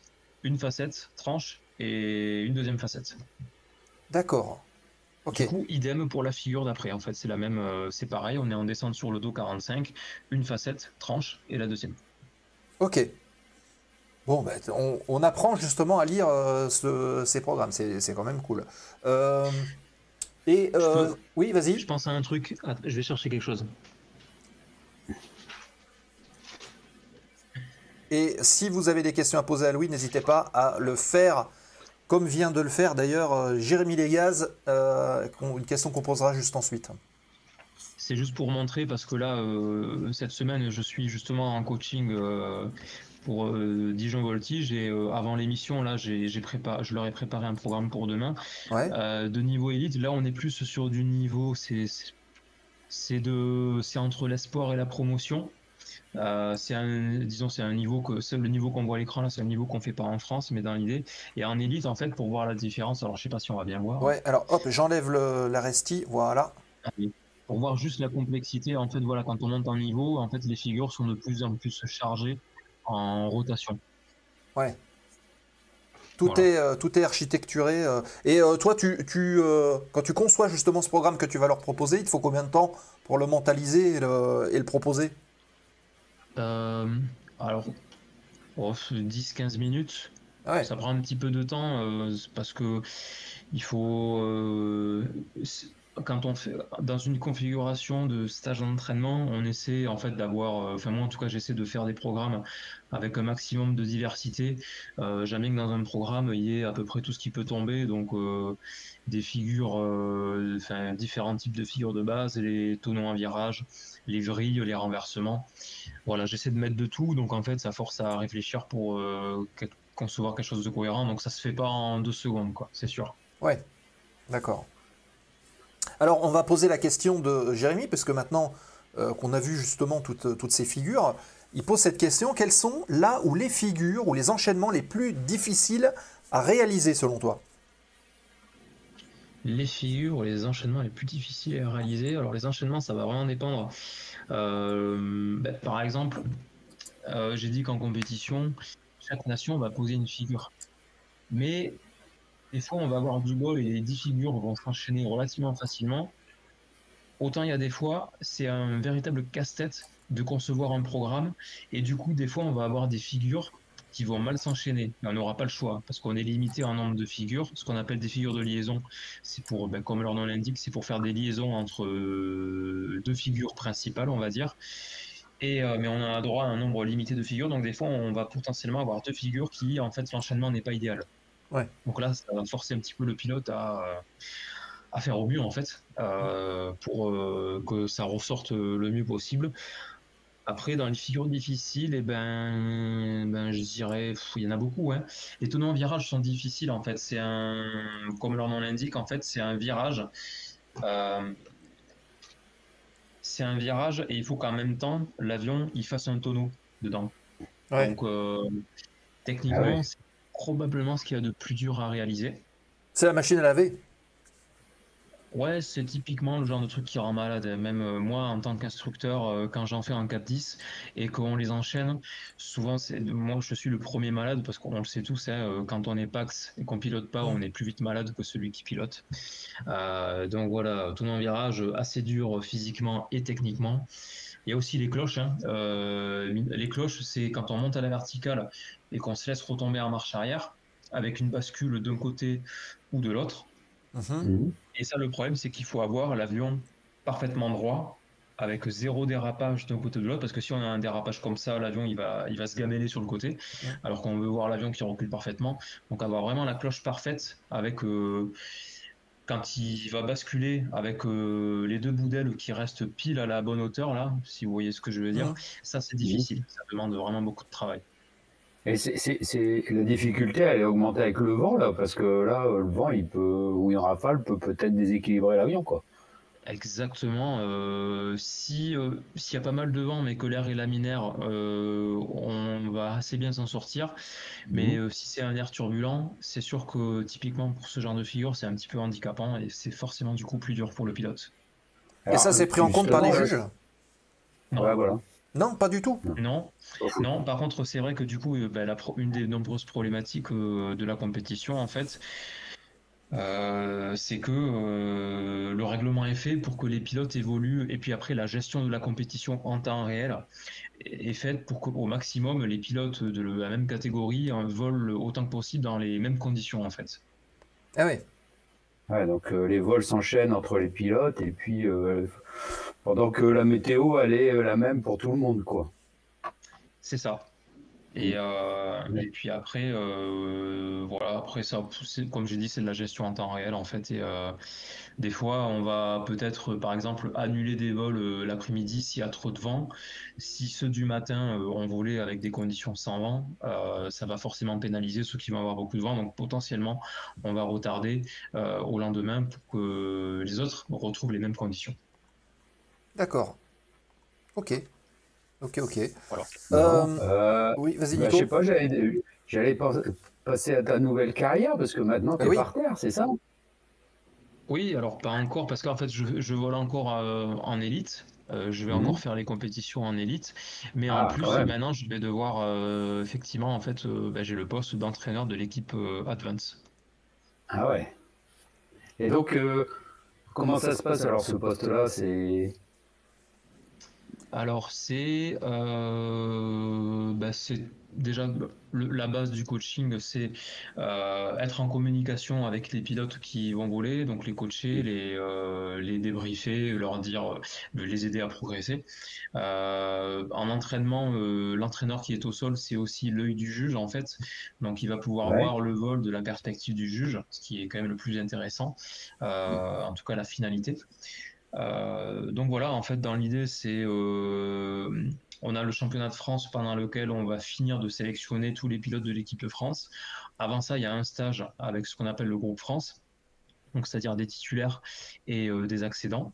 Donc là, les pilotes s'entraînent tout simplement, on prépare des programmes. Moi, mon but, c'est que les pilotes apprennent à faire de mieux en mieux les figures, hein, tout simplement, à gérer de mieux en mieux leur enchaînement, à rester dans le box, etc. À les sensibiliser sur autant de choses que possible, hein, que ce soit d'ailleurs la préparation mentale. Je suis pas préparateur mental, mais en tout cas, bien souligner l'importance que ça a. Et puis voilà, après au championnat de France, on finit de sélectionner l'équipe. On refait notre stage avec cette équipe en France. Et après, on partira, ce sera en septembre, on partira à l'étranger sur le lieu de compétition pour encore quelques jours d'entraînement et la compétition. Donc là, pendant la compétition, exactement. Et moi, pendant la compétition, mon but, c'est en fait, de les aider à préparer leur vol, essayer de faire en sorte qu'ils partent le plus serein possible, donner les derniers conseils, et les aider à se détendre, tout ça. Et est-ce que tu es autant stressé qu'eux? Bonne question. Je vais le découvrir. Je pense que ça doit être un autre stress. Mais c'est sûr, je pense qu'il doit y avoir une adrénaline. Il y a une adrénaline en tant que pilote. Et je pense qu'il doit y en avoir, il me tarde de le découvrir d'ailleurs, et il doit y avoir quand même aussi une sacrée adrénaline en tant qu'entraîneur. Ouais. Et stress, parce que en fait, on contrôle plus rien. Parce que quand on les entraîne, on peut les aider à la radio. Là, évidemment, on n'a aucune communication avec eux. On regarde juste et puis on croise les doigts pour qu'ils ne fassent pas de conneries, quoi. Alors, Valoche, il nous avait raconté un peu des petits trucs. C'est que pour le pilote de l'avion, une figure parfaite n'est pas forcément parfaite pour le juge, en fait. Exactement, et vice-versa. Et donc voilà, il faut forcément un peu, j'allais dire, tordre la figure pour qu'elle soit parfaite aux yeux du juge, et à ça qu'il faut penser, quoi, en fait. Oui, exactement. En fait, par rapport à leur position, la perspective, on peut jouer sur certaines choses. C'est ce qu'on appelle, en fait, c'est pas vraiment de la triche, mais on va jouer en fait sur certaines illusions visuelles, en fait, parce qu'on veut on veut leur montrer ce qu'ils sont censés voir. Et il y a des fois, nous de l'avion, on va respecter un critère, mais en fait, par rapport à la perspective vue du sol, pour eux, il sera pas forcément bien respecté. Donc ça, c'est vraiment quand on rentre dans le perfectionnement, hein, ça c'est des choses au début, on s'en préoccupe pas. Et après, l'autre aspect de la triche, en fait, c'est tout simplement la gestion du vent pour rester dans le box. Quand il y a beaucoup de vent, on va volontairement piloter une boucle différemment pour qu'elle soit du sol ronde. Parce que si il y a beaucoup de vent qui souffle comme ça et qu'on fait une figure comme une boucle comme on ferait d'habitude, la boucle, elle va être ovalisée et elle va partir sous le vent, en fait. D'accord. Ouais, c'est logique. Et alors, ça, en fonction du vent, vous savez... où vous le ressentez, combien il faut tirer, s'il faut plus tirer, moins tirer face au vent et plus tirer quand vous êtes dans la phase descendante? Alors ça, en vol, ça va être au niveau plus de la préparation du vol qu'on va essayer de savoir le plus précisément possible le vent qu'on a là-haut. Il y a des mesures de vent qui sont faites en compétition de manière assez régulière aussi pour le savoir. Donc on a plusieurs sources d'informations avec en dehors de la météo, des applications météo qu'on peut avoir. Il y a aussi l'info en compétition. Donc en fonction de la force du vent, en fait, on va savoir, plus on est entraîné, plus on sait qu'avec tel vent, il faut piloter de cette manière-là. Et il y a des fois, en fait, on peut arriver à visuellement, par rapport à des repères au sol, savoir si la correction qu'on fait est bonne ou pas. D'accord. Est-ce que vous avez un petit moment, juste avant de commencer la série de figures, vous avez un petit moment pour sentir un peu le vent, un peu les circonstances du... Non ? Un peu comme une nageur qui va goûter l'eau à plonger, quoi. Un exemple, quand on descend à la verticale de très haut et que la descente dure un moment, et bien en fait, si on regarde droit devant le repère au sol, potentiellement s'il y a beaucoup de vent, en fait, on va voir que le capot se décale par rapport à un repère au sol qu'on avait. Donc ça va être potentiellement une bonne indication. D'accord. Mais vous n'avez pas de moment, le juge vous permet pas un petit moment pour sentir un peu l'air et puis commencer la compétition, peut-être, je sais pas, 5 minutes Alors, pas une fois qu'on a battu des ailes. En fait, on n'a pas le droit d'interrompre. Enfin, si on a le droit d'interrompre le programme, mais ce sera pénalisé. Si on veut essayer de jauger le vent, nous, de là-haut, par exemple en faisant un vol très lent en altitude et en regardant par terre, voir si on se fait décaler, ça, on va le faire, mais avant de débuter le programme. D'accord. Ah oui, mais quand même, vous pouvez quand même essayer de voir un peu comment ça se passe en l'air. Ouais. D'accord. C'est pointu, quand même. Eh ben oui. Moi, je reviens sur ce poste d'entraîneur, puisque donc, du coup, c'est un petit peu nouveau pour toi. Tu remplaces Nico Ivanov, il me semble? Oui. C'est ça? Comment est-ce que c'est venu? C'est toi qui t'es proposé ou comment ça s'est passé? On est venu te voir ou il t'a dit, bah tiens, Louis, j'aimerais que ce soit toi? Oh non, ça s'est fait un petit peu naturellement parce que je fais du coaching depuis déjà quelques années à titre privé. Ça reste un monde un petit peu petit, donc voilà, la fédération savait très bien que j'entraînais d'autres pilotes. J'ai déjà fait quelques stages pour la fédération parce qu'en plus des stages des équipes de France, il y a des stages de perfectionnement où la fédé en fait invite n'importe quel pilote et met à disposition un entraîneur pour progresser. Donc voilà, ça s'est fait petit à petit. En sachant que Nicolas potentiellement devait arrêter cette année, ils ont pris les devants en me demandant est-ce que je serais potentiellement intéressé pour prendre la place de Nico s'il devait arrêter. Donc une fois qu'ils avaient eu la confirmation qu'il s'arrêtait, ils m'ont demandé Louis, est-ce que t'es partant? Bon, j'ai dit oui. D'accord, ok. Alors, avant de tourner la dernière page de l'émission, la séquence foire aux questions remise de gaz, il y a encore quelques questions qui arrivent. Si vous en avez dans le chat, c'est le moment. Posez-les, puisque on va aborder cette dernière série de questions avec Louis. Combien ça coûte de faire de la voltige? Quels sont quel est le meilleur moyen, la meilleure entrée pour débuter? Qu'est-ce que tu pourrais conseiller à quelqu'un qui se dit pourquoi pas? Eh bien, trouver un club avec un avion de voltige, en fonction des moyens, les avions les moins chers, c'est les Cap 10 et les CR100, on va dire. Après, il y a les Extra 200, donc ça monte un petit peu le prix de l'heure de vol forcément. Le coût de l'heure de vol, on est sur... Forcément, ça a augmenté dernièrement, mais selon les clubs, on va être entre 200 et quelques et 250 euros. Et puis, la qualification voltige, c'est réglementairement le minimum, c'est 5 heures. Mais celui qui a 0 expérience en voltige et encore plus 0 expérience en train classique, parce que du coup, les avions de voltige sont des avions à train classique. Et du coup, c'est plus difficile à prendre en main qu'un avion à train tricycle. Donc il y a ça. Et donc il faut compter. Alors si vraiment une moyenne, hein, je dis ça grosso modo, mais si on part de zéro et qu'on veut venir à la première compétition et être un minimum performant, il faut tabler sur 15 heures de vol. 15 heures de vol. Alors sachant qu'on parle d'heures de vol en termes de coût, mais on ne vole pas pendant une heure. Hein. Après c'est des vols d'une demi-heure. Une demi-heure. Voilà, donc sur une heure, en fait, on la fragmente en deux et voilà. Ok. Oui, donc ça fait quand même un certain budget. Il y a des aides. Est-ce que la fédération peut participer? Je ne sais pas. Est-ce qu'il y a des sponsors privés? Comment est-ce qu'on peut aider finalement des jeunes qui voudraient se lancer dans l'aventure? Alors, il peut y avoir des sponsors privés, effectivement. Alors, triste à dire, mais forcément, l'époque où on vit, ça devient de plus en plus dur de trouver des sponsors.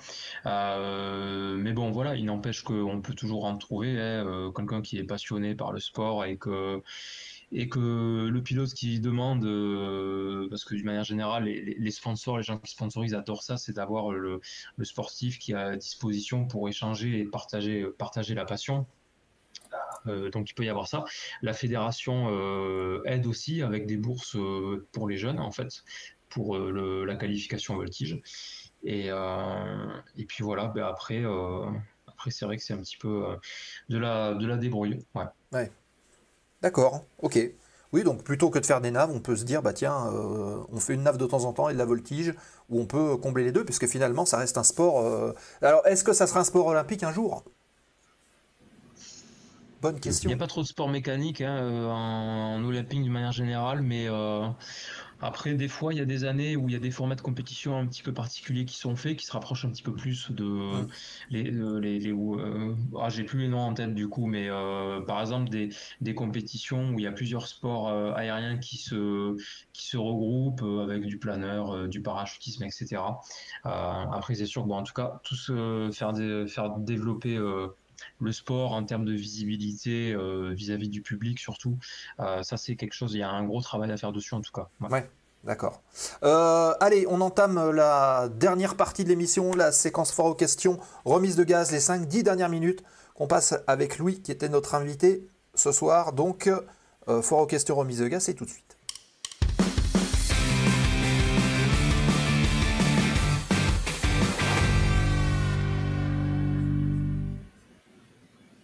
Foire aux questions, remise de gaz, vos dernières questions. dans le chat que vous posez ce soir à Louis, le nouvel entraîneur de l'équipe de France de voltige. Lord Gibus qui demande... Une question. Ouais. Je pose celle de Lord Gibus, Nico, et... Vite fait la mienne. Tout à l'heure, on a parlé de ça. Est-ce qu'il y a des moyens pour pas être malade, en fait? Est-ce qu'il y a des trucs? Parce qu'on a parlé de ça tout à l'heure, mais sans dire s'il y avait des trucs ou pas pour empêcher, en fait. Oui et non. En fait, ça va dépendre des personnes. Il y a des personnes qui, pas de bol, vont être très malades au début. Il faut savoir que dans tous les cas, si on s'accroche et qu'on vole, le corps s'habitue et on devient de moins en moins malade. Ça, il faut pas trop s'en inquiéter. C'est pas agréable au début, ça c'est sûr, mais voilà. Après, c'est surtout, en fait, il faut être concentré sur l'orientation de l'avion, toujours être conscient de dans quelle position est l'avion pour comprendre ce qu'on ressent en termes de G, etc. Et au niveau des G aussi, il faut pas les subir en se laissant aller. C'est-à-dire, quand je dis subir, en fait, c'est il faut se gainer pour mieux les supporter, déjà pour limiter l'afflux de sang qui descend dans les jambes, et aussi, en fait, voilà, le fait d'être gainé, ça permet de beaucoup mieux les supporter. D'accord. Ok. Vas-y, Seb. Alors, c'est pas moi, c'est Lord Gibus qui dit: est-ce que vous essayez d'inventer de nouvelles figures? Ah oui, alors pas en Aresti les petits dessins qu'on a vus au début là, parce que là on est limité par un catalogue qui est prédéfini avec des critères à respecter, donc forcément ça limite pas mal la liberté qu'on a. Par contre, j'ai parlé un tout petit peu de voltige freestyle. C'est d'ailleurs la voltige qu'on a vue en vidéo avec quand il y avait la première, quand il y avait la caméra sur le casque là. Et là, du coup, comme j'avais dit, en fait, il y a totale liberté au pilote. Donc là, potentiellement, il y a moyen d'inventer des figures. Alors, c'est difficile d'inventer une figure complètement nouvelle qui va révolutionner la voltige. On part toujours de figures qui existent déjà plus ou moins, mais par contre, il y a toujours moyen de trouver un petit peu des variantes ou des manières différentes de la faire, de l'amener, de la présenter. D'accord. Après, peut-être sortir du cockpit, un peu comme les motocross, tu vois, quand les motards... Là, passer autour, rentrer, ouais, pourquoi pas. Est-ce qu'il y a des figures interdites? Je sais pas, comme les vrilles à plat, par exemple, ou... Non. En freestyle ou d'une manière générale? Enfin oui, de manière générale. Parce qu'elles sont trop dangereuses, ou est-ce qu'il y a des figures interdites? Parce que les vrilles à plat, il paraît que c'est pas... Alors oui, ça dépend de l'avion. Un Cap 10, le Cap 10 peut faire une vrille plate et en sortir quand c'est bien fait, avion centré avant, que l'instructeur est là, qu'on fait bien ce qu'il faut pour en sortir. Donc c'est pas forcément interdit. Après, il va y avoir des figures qui vont être interdites pour l'avion. Exemple, la cloche en Cap 10, ça c'est interdit. Et ça va être principalement ça en fait. Après, c'est au pilote en fait aussi de se définir un petit peu ses limites, parce que quand on rentre dans le monoplace, on est tout seul dans l'avion, on n'a plus l'instructeur, en tout cas il est au sol, donc ça peut être forcément un petit peu plus facile. Enfin, il n'y a plus personne à côté pour nous taper si on fait une figure qu'on n'est pas censé faire. Donc après, ça c'est au pilote. Bon, après, ça c'est la culture de la sécurité que normalement on est tous censés avoir et qu'on nous inculque dès le début. Donc généralement ça se passe bien. Et puis voilà. Ok, d'accord. Bon, très bien. Les amis, il vous reste encore 1 ou 2 minutes là pour poser vos questions à Louis Vanel qui est avec nous ce soir. Dernière petite question, on parlait justement tout à l'heure du PRT. Ton statut d'instructeur de voltige te permet de faire ces fameux vols du PRT. Est-ce que tu peux nous résumer rapidement en quoi ça consiste ? Oui, en fait, l'UPRT, c'est un stage d'un peu plus de 3 heures de vol. Dans lequel en fait on va apprendre aux pilotes qui sont en cours de formation de pilotes professionnels, donc futurs pilotes de ligne, à apprendre à se sortir de ce qu'on appelle de position inusuelle. Donc c'est pas vraiment de la voltige, ou en tout cas on pourrait dire que c'est de la voltige très gentille, mais bon, basiquement quand on a le nez planté vers le haut, il y a quand même quelque chose d'assez précis à faire. Il y a des paramètres à surveiller, à respecter, et c'est ce qu'on apprend à faire.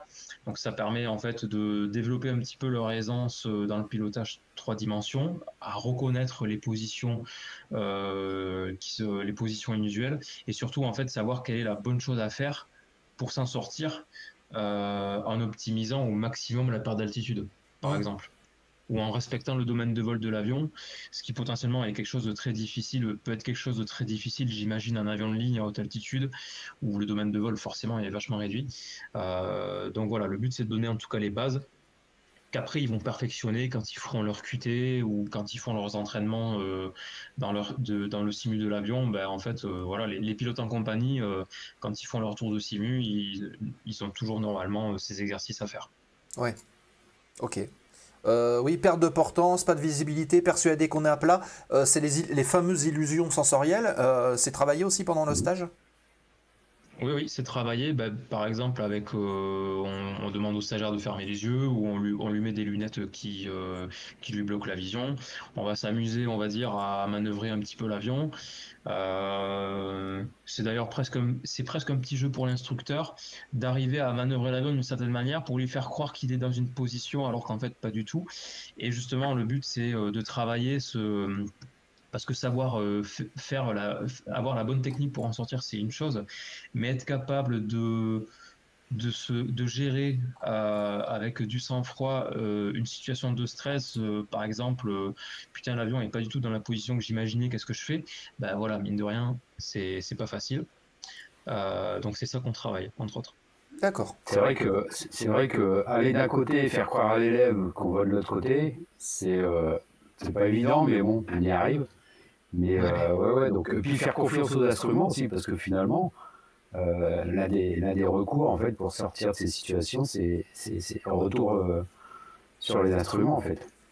C'est ça. Bon, à l'horizon artificiel, ça va être l'indication la plus précise parce que bon, en Cap 10, quand on a le nez, quand on est en piqué à 60 degrés, 3/4 d'eau, si on regarde devant, il n'y a que du sol. Donc ça va être assez difficile de comprendre exactement quelle est l'assiette et l'inclinaison de l'avion et du coup quelle est la bonne action à faire pour en sortir.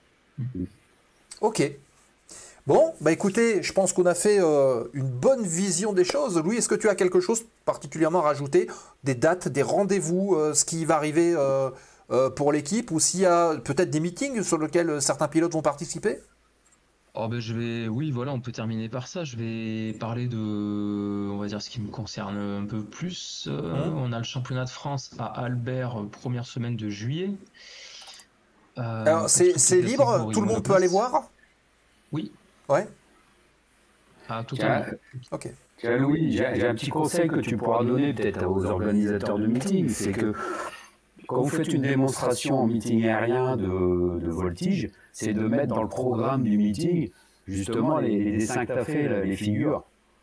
Tu vois ce que je veux dire? Et après, au niveau du commentateur, c'est lui avec le dessin des figures. Ce serait bien que les gens puissent lire en fait ce qu'on a vu tout à l'heure, hein, les traits, tout ça, les pointillés, et puis voir en direct ce que ça donne en fait. Ça, je pense que c'est un bon conseil que tu pourrais donner aux organisateurs de meeting, tu vois. Ouais, ben en fait, ça c'est clair que le commentateur, parce que les vols de voltige de compétition sont assez sympa d'en voir un ou deux, mais après c'est tellement répétitif que voilà, pour le public, en plus, il comprend pas ce qui se passe, il comprend pas comment le pilote est noté. Voilà.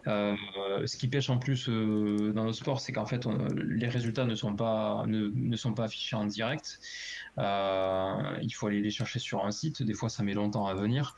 Donc, c'est sûr que ça manque et que du coup, avoir un commentateur qui explique ce que fait l'avion en temps réel, ça, c'est sûr que ce serait une aide. Ouais, ce serait pas mal pour le public en tout cas. Ok. Ouais. Bon, bah écoutez, on a fait un petit peu beaucoup de choses, hein, c'est pointu, mais c'est vrai que les dessins, je le comprenais pas du tout. Je savais pas du tout à quoi ça correspondait. Et là, j'ai tout compris maintenant, donc voilà. Et puis, bon, je vais inventer la compétition voltige maquette.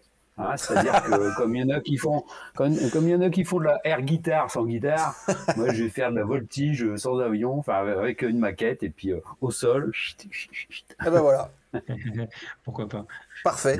Les amis, avant de nous quitter et puis de saluer Louis et de le remercier d'être passé, un petit point rapide sur le programme à venir de la zone aéro, c'est-à-dire celui de mercredi prochain. Hop, on bascule ici. C'est la semaine prochaine, donc le 24 avril. Hop, alors attendez, pourquoi? Voilà, attendez, je vais le monter un tout petit peu. Voilà. Donc le 24 avril, 20h30, on parlera de sélection des pilotes de l'armée de l'air, les amis. Puisque nous aurons le plaisir d'accueillir le capitaine Thierry Launay. Semaine prochaine, 20h30, retenez bien cette date. On parlera de toute la sélection des pilotes de l'armée de l'air, puisque c'est le commandant du centre de sélection des pilotes et des navigateurs de l'armée de l'air qui est situé à Tours. On l'aura en visio avec nous. Et vous pourrez lui poser toutes vos questions sur les sélections, les épreuves, le fameux SecPil que vous voyez sur la photo en bas à gauche là. Comment est-ce que ça se passe? À quelle sauce sont mangés les candidats? Et puis évidemment, quels sont les cursus pour arriver au métier de pilote militaire dans l'armée de l'air qui fait rêver, pilote de chasse, pilote de transport, pilote d'hélico. On parlera de tout cela avec Thierry Launay la semaine prochaine, 20h30. Ce sera notre dernier rendez-vous du mois d'avril et on parlera également la semaine prochaine du programme à venir pour le mois de mai qui est déjà plein. Voilà. Eh bien écoutez les amis, petit mot alors attendez, voilà, c'est bon, on a retrouvé Louis, hop, qui est ici. Louis, merci à toi d'être venu, d'avoir participé à la zone aéro. Ça nous fait bien plaisir. Et puis Louis, bon courage à toute l'équipe. Hein. Ah ben oui, merci beaucoup, merci à vous pour l'émission que vous faites, hein. C'est génial de faire ça. Et puis pour les compétitions, on fera au mieux. Tu nous tiendras au courant des résultats, puis on les annoncera avec grand plaisir dans la rubrique Actu, hein. Ça sert aussi à ça. Hein. Ouais. Même avec des petites images, un petit reportage, hop, on monte ça, on l'incruste, et puis on en discute hein, avec grand plaisir. Hein. C'est aussi ça la promotion des sports aériens de la voltige. Hein. Ouais, et c'est important. Eh oui. Merci Louis, merci Nico, merci à toutes et tous d'avoir été présents sur cette zone aéro. Restez connectés le temps du générique puisqu'on va basculer sur une autre chaîne. On va faire un petit raid à une chaîne qui est en ligne, je n'ai pas encore regardé. Je vous rappelle deux petites choses. Déjà que donc la semaine prochaine c'est 20h30, mais que dimanche soir vous avez rendez-vous avec les chroniqueurs de Push to Talk, l'émission libre antenne de la zone aéro. Donc c'est dimanche à 19h avec Julot et avec toute l'équipe de chroniqueurs. Donc n'hésitez pas à vous connecter. N'hésitez pas à liker les chaînes sur la vidéo YouTube. Rejoignez-nous sur les réseaux sociaux. Rejoignez-nous sur le Discord de la zone aéro. On poursuit l'échange. On poursuit les échanges de photos et de vidéos. Portez-vous bien, fly safe. Et rendez-vous la semaine prochaine. Bonne soirée à vous. Merci Louis, merci Nico. Ciao. Bye bye. Ciao, bonne soirée.